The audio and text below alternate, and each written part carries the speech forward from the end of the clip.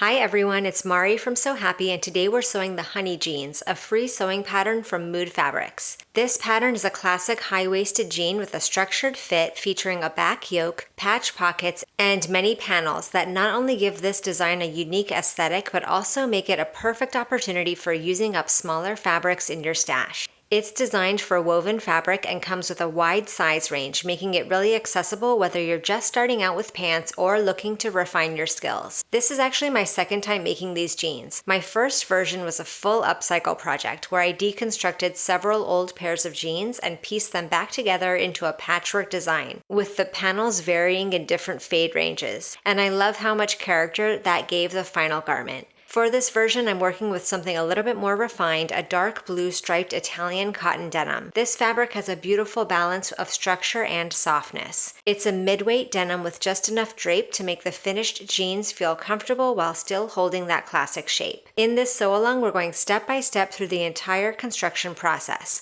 from assembling the panels all the way through installing the pockets, attaching the waistband, and finishing with belt loops and a side invisible zipper. While I am using denim here, this pattern has so much potential. You could make this pattern in a linen for a relaxed summer pant, chambray for something lighter, a silky wool for a more elevated look, or a crisp broadcloth for a casual feel. So whether you're here to make your first pair of jeans or to experiment with new fabrics and finishes, let's get started. Here is one of my back center upper and back center lower pieces. I'm going to place them right sides together along their seam and pin in place, aligning the notches. Sew with a 1/2 inch seam allowance, finish the raw edges together and press to one side.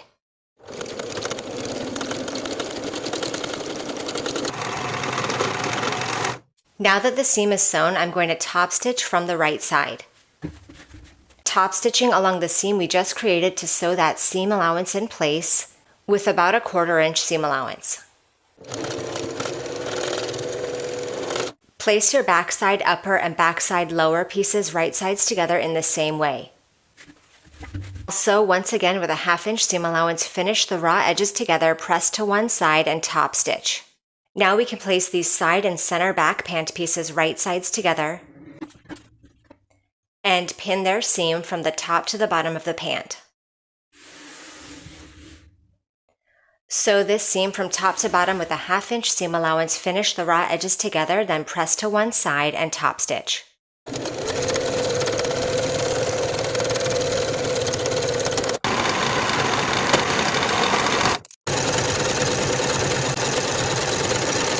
Here is my pocket piece. I'm going to fold that top raw edge to the wrong side by a 1/4 inch. Then I'll fold that top section once more, this time to the right side by 3/4 inch. And pin the side edges. Sew the side edges from the top fold and over the flaps with a 1/2 inch seam allowance.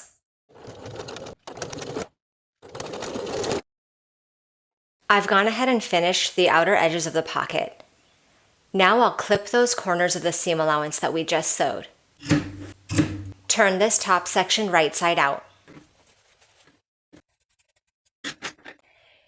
Give that top section a good press, as well as pressing the side and bottom edges to the wrong side by 1/2 inch. Top stitch the top section of the pocket in place from one side to the other, edge stitching along its inner folded edge.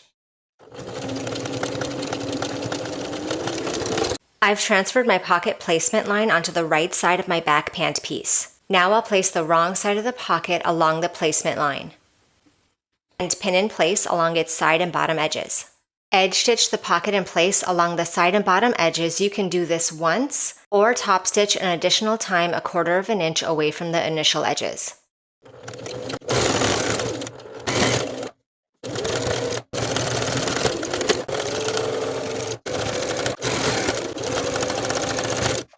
Place the yoke piece and the top of the back pant piece right sides together. Pin in place. Sew with a 1/2 inch seam allowance, finish the raw edges together. I'm going to be pressing my seam up toward the yoke and top stitching in place.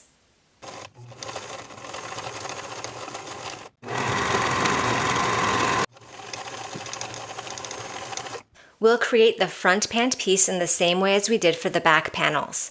Placing the side upper and side lower pieces right sides together, Sewing with a 1/2 inch seam allowance, finishing the raw edges together, pressing to one side and top stitching. Repeat for the front center pieces. Then we'll place those side and center panels right sides together. Sew along their center seam top to bottom with a 1/2 inch seam allowance, finish the raw edges, press to one side and top stitch.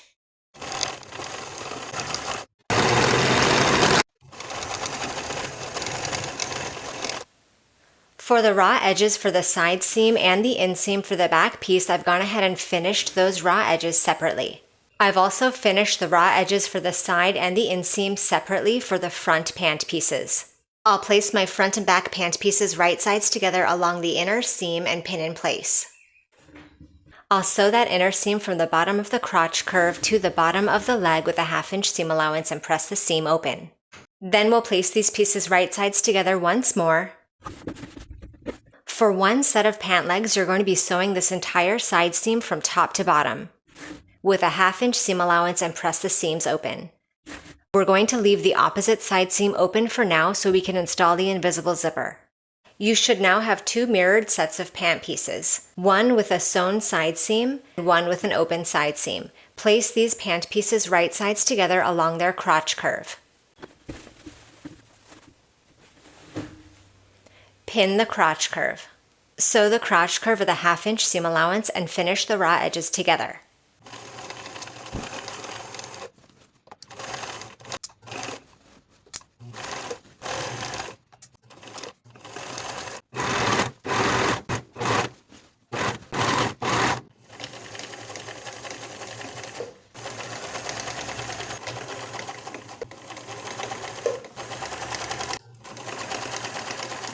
Here is my belt loop piece, and I've gone ahead and finished one long edge. We're going to fold the belt loop piece lengthwise in thirds. First, folding the long unfinished edge to the wrong side and covering it by the finished edge.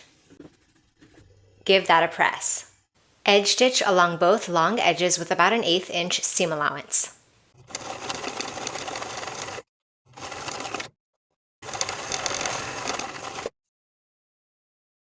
Cut your belt loops into 5 equal pieces as marked on the pattern piece. I'm going to place my 2 front belt loops on the inner edges of the side panel seams. Then for the back belt loops, I'll place one right sides together with the back pant piece at the center seam and pin in place. Then center the remaining belt loops on their respective yokes. I've aligned them with those center panel seams of the back pieces. Now I'll baste all of my belt loops in place. For my waistband, I cut a length of interfacing half the width of the waistband, and I'll fuse that in place. Then I'll fold this piece in half wrong sides together to form a memory crease down the center. Open that back out, and we'll fold the long uninterfaced raw edge to the wrong side by 1/2 inch. Place the waistband and the top of the pant right sides together, aligning the edges of the interfaced portion with the raw edges of the top of the pant, also aligning the short edge of the waistband with the outer finished edge of the pant. For both the front and back piece, pin in place all the way around.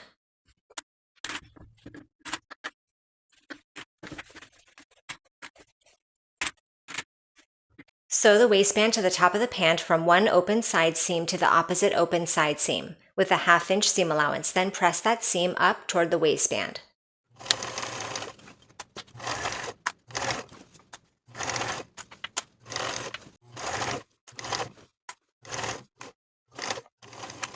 Here is my invisible zipper, and I've gone ahead and opened it and pressed open the coils. I'll place one side of the zipper tape for the invisible zipper right sides together with its coordinating side of the pant. Placing the top zipper stop at the crease that we pressed into the center of the waistband. Pin in place from the top to the bottom of the zipper.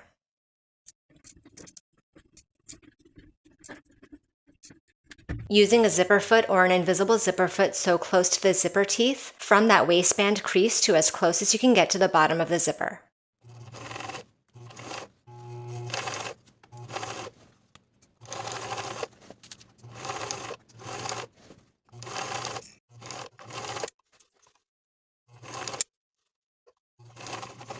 Close the zipper for the moment so we can align the waistband seam and the top starting point of the zipper.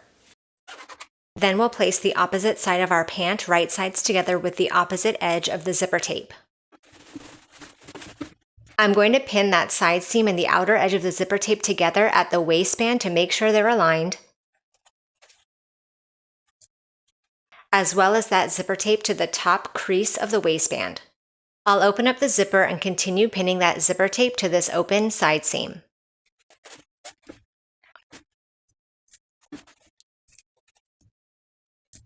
Sew this side of the zipper tape to this side of the pant in the same way as we did previously.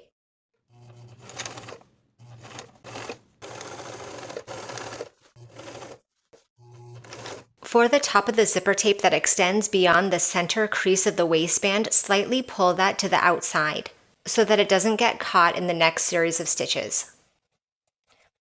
Fold the waistband in half along its center crease right sides together.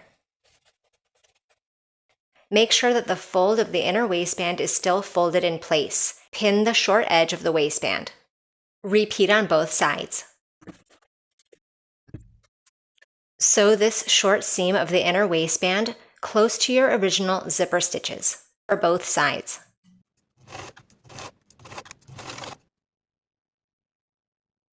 Snip the top seam allowances of the corners of the waistband. Turn the waistband right side out. Place the inner folded edge of the inner waistband over the seam line we created for the waistband, so that it just covers those stitches. Pin from the outside. You can also use fusible hem tape to fuse that inner waistband in place so you don't need to use pins. Stitch in the ditch of the waistband seam from one side seam to the other.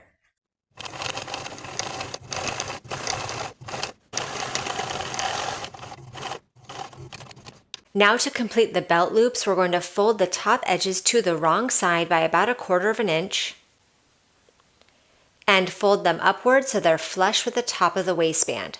Pin each one in place. Top stitch that top fold of each belt loop in place.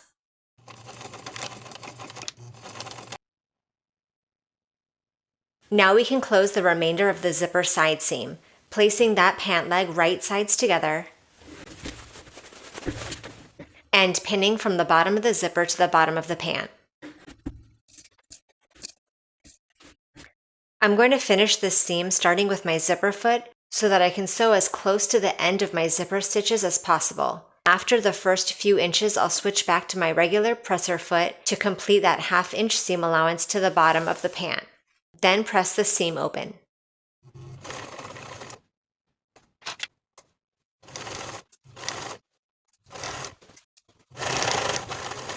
For the bottom hem of both pant legs, I'll be doing a rolled hem, folding the raw edge to the wrong side by 1/2 inch, then once more by an additional 1/2 inch all the way around and pinning in place.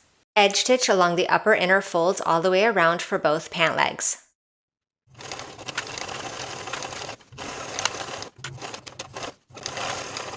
And now the pants are complete. Thank you for watching this sew along. Make sure you subscribe to the channel so you don't miss any future sewing tutorials, and I'll see you in the next video.